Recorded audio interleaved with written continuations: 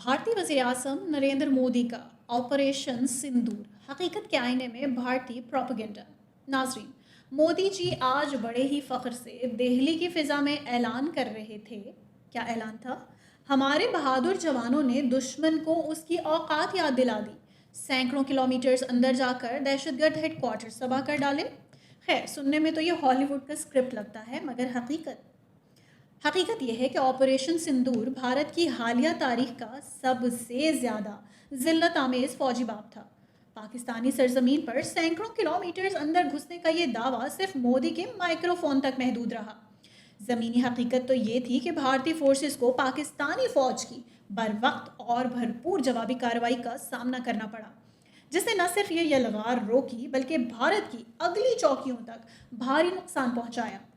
आलमी मीडिया की आज़ाद रिपोर्ट्स में किसी बड़े तबाहशुदा हेडक्वार्टर का कोई सबूत नहीं, बल्कि उल्टा ही भारतीय पसपाई और हंगामी इनखला की खबरें मौजूद हैं।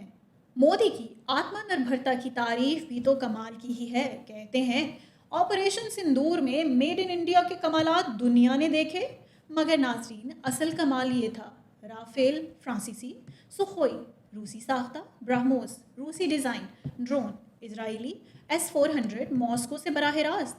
ये खुद कफालत नहीं, ये गैर मुल्की असलहा नुमाइश थी जिस पर भारतीय झंडा पेंट कर दिया गया था। चलो खैर, पेंट तो अपना ही था भारत का। जहां देसी निज़ाम इस्तेमाल हुए वहां कारकर्दगी का जनाजा निकला। तेजस लड़ाका तैयारा टेक्निकल खराबियों के बायस ग्राउंड, आकाश मिसाइल अपने हदफ से चौंक गए, और मकामी हेलीकॉप्टर्स ने तो कोई फैसला कुन किरदार अदा ना किया।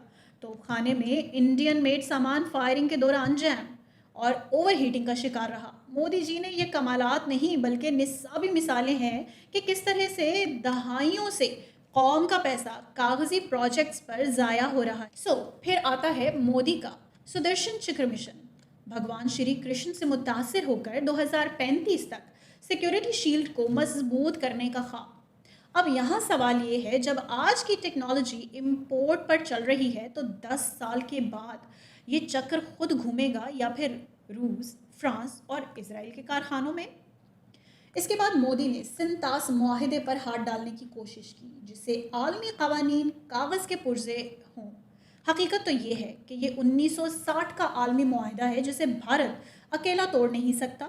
आलमी सालिसी अदालत पहले ही भारत के खिलाफ अपना फैसला दे चुकी है कि पानी को हथियार बनाने की कोशिश न सिर्फ पाकिस्तान के लिए ऐलान जंग होगी, बल्कि भारत को आलमी सतह पर इजरायली तर्ज के रोक स्टेट के खाने में डाल देगी। और सबसे ख़तरनाक लम्हा वो था जब मोदी ने खुले आम आरएसएस को दुनिया का सबसे बड़ा एनजीओ करार दिया था। वही तंजीम जो महात्मा गांधी के कत्ल से जुड़ी और हिंदुत्व इंतहा पसंदी का सबसे बड़ा मरकज़ है। ये तारीख की खुली तौहीन और फुस्तायत यानी फाशिज्म की खुली वकालत है। नाज़रीन, ये है मोदी के 15 अगस्त के वादों का असल चेहरा। फौजी नाकामियां प्रोपेगेंडे से ढांपना, इम्पोर्टेड असलहे को देसी कहना, आलमी मुआहिदों को ललकार कर खत्ते को जंग की दहलीज पर ले आना और अक़लियतों के खिलाफ नफरत का तूफान खड़ा करना। ये विकिस्त भारत नहीं बल्कि वो टेक्स्ट भारत है जहां हर तकरीर का मकसद अगला इलेक्शन जीतना है, चाहे उसके लिए सच को कुर्बान ही क्यों ना करना पड़े। नाज़रीन, कुछ गीदड़ बबकियाँ ऐसी हैं जो हम सुनते हैं माइक्रोफोन्स में। कुछ गीदड़ भभकियाँ ऐसी हैं जिन पर अमली इकदाम भी करने की कोशिश की जाती है मोदी सरकार की जानिब से। इस तरह के तमाम इकदाम जो आज हमने आपसे शेयर किए उसी का हिस्सा हैं। विजन पॉइंट से फिल वक्त इतना ही। Keep watching Vision point.